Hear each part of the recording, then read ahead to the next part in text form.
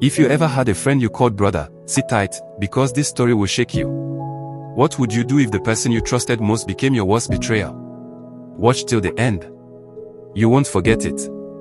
The sun was setting over the small town of Owerri Junction, casting long shadows across the rusty rooftops and dusty footpaths. David stood at the front of his small shop, counting his sales with a satisfied smile. He didn't have much, but what he had, he built from scratch, by hand, sweat, and faith. David. A familiar voice echoed. It was Chris, his childhood friend, grinning as he approached. Chris had been away for years, moved to the city after secondary school. Now, he was back, bags in hand, and no place to sleep. David didn't ask questions. He opened his doors. "You'll stay with me," he said. "What's mine is yours." That was David's heart, too big for his own good. The town knew them, David and Chris. Like brothers, side by side. Chris started helping David in the shop. Customers loved him.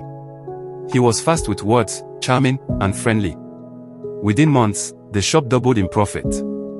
David even considered making Chris a partner. "Bro," Chris once said, "you're more than a friend. You're my blood." But behind that smile, something darker brewed. Chris wasn't content with sharing. He wanted everything. Late at night, David would find inventory missing. Little things, batteries, chargers, cash. He chalked it up to mistakes. "Maybe I forgot to count properly," he thought. Chris would shrug. "Customers haggle a lot. Maybe it's the discount."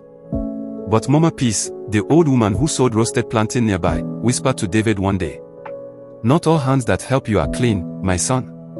David ignored it. "Chris. Never. He's my guy." But sometimes, loyalty blinds you from the truth. One Friday evening, David returned from the market early. He noticed something strange. The shop door was slightly open. He stepped in. The shelves were empty. The cash box, gone. Even his generator had vanished. David's heart dropped. He ran to the room where Chris slept.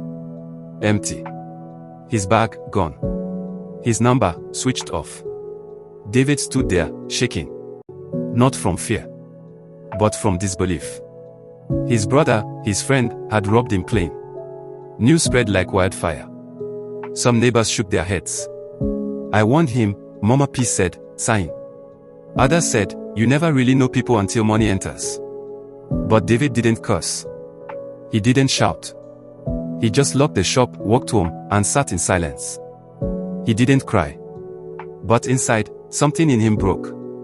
3 weeks later, David was walking back from church when he overheard something. At a small bar across town, 2 drunk men were arguing. "You dey talk say Chris no get money. That guy dey Lagos now dey spray bundles for club." David froze. Chris was not just alive, he was flourishing with his money. The days turned into weeks. The pain, however, stayed fresh, like a wound that refused to heal. David didn't tell many people, but inside, he carried the weight of betrayal like a stone on his chest. The shop stood closed. The once busy place that echoed with laughter and transactions now sat like a tomb, silent and lifeless. Each morning, Mama Peace would pass by and leave roasted corn by his door. She said nothing. Sometimes, silence is a deeper comfort than words. One Monday morning, David walked into the marketplace, not as a shop owner, but as a wheelbarrow pusher. People gasped. "David? The guy with the electronics shop?" "Yes," he said simply. "But now, I carry loads." He refused to beg. He refused to steal. He chose the hard path again. Every naira he earned, he saved. Every insult he heard, he swallowed. They mocked him, whispered behind his back. But they didn't know, a storm was building quietly. One night, after pushing barrels under the rain, David returned home soaked. He opened the small pot of rice he'd left on fire. Suddenly, a knock. He opened the door and saw a man with a cap pulled over his face. "David," the voice said. He squinted. It was Daniel, Chris's cousin. "I know what Chris did," Daniel said.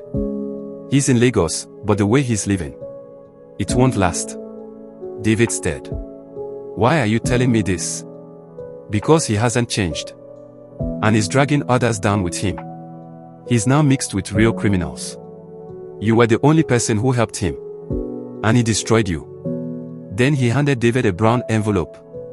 Inside was a photo, Chris in a club, holding a drink, flashing wads of cash, surrounded by women and men who clearly weren't real friends. You still have a good heart, Daniel said. Just don't let that heart blind you again. 6 months later, David had saved enough to rent a small table space in the market. No signboard. No shelves. Just a table, a chair, and a few chargers and power banks. But he smiled. Because he wasn't starting over. He was restarting wiser. Mama Peace became his unofficial marketer. Go to David O. He sells original things, she'd shout to passers-by. Soon, his table became 2 tables. Then a small corner. Then a container. People began to notice. Isn't that the guy Chris robbed? Yes. But see him now, rising again. And quietly, David grew. But so did something else, whispers about Chris. 2 years later. A young man walked into David's shop, trembling. He said, "Please. I need a phone charger. I just came back from Lagos. I used to know someone you know." David looked up. The man introduced himself as Femi, Chris's former roommate. Then, without warning, he dropped the bombshell. Chris is in trouble. Deep trouble. He was caught scamming foreigners online. He was arrested and beaten. He's sick. And he keeps saying your name. David's heart sank. He hadn't heard Chris's name in over 2 years. He said, he betrayed an angel, Femi added. He says it over and over like a confession. David didn't respond. He just handed Femi the charger and said, "Tell him. I hope he finds peace." 3 weeks later, a torn letter arrived at David's shop. No return address. It read, "David. If you're reading this, it means someone still believes I deserve a second chance. I betrayed the only real friend I ever had. I stole your trust, your hard work, your future, but life, it collected the debt with interest. I'm sick. No one comes to see me. The people I stole for, they disappeared the moment my pockets dried. I just want to say, I'm sorry. You didn't deserve it. You were the light I spat on. If God gives me another chance, I won't waste it." Chris. David read it 3 times, then folded it, placed it in his drawer, and closed the shop for the day. He walked quietly to Mama Peace's stall and sat beside her. She looked at him, sensing something. He said, "Some wounds heal, but the scar remains." It had been 3 years since the betrayal. 3 long years since Chris vanished with everything David had worked for. And now, a letter sat in David's drawer, full of regret from the very man who once destroyed him. Most people would have torn it up. But David wasn't most people. The morning sun lit the edge of Ori Junction. Business was booming. David's shop had grown from a wooden table to a full electronics store with signage, staff, and even a POS system. He had rebuilt from nothing, and now, people looked up to him. As he arranged new inventory, a shadow lingered at the door. "David." A familiar but faint voice called out. He looked up, and time seemed to freeze. It was Chris, but not the Chris he once knew. He was thin, pale, limping. A faded version of the proud man who had once stolen everything. His clothes were old, his eyes sunken, shame written all over him. He didn't even step in. "I just wanted to say it to your face," he whispered. "I'm sorry." David said nothing. Customers inside the store turned and stared. The silence was thick. Chris bowed his head. "You gave me everything. And I gave you betrayal. You made me family, and I robbed you." David slowly walked toward him. Everyone watched. He stopped inches away from Chris.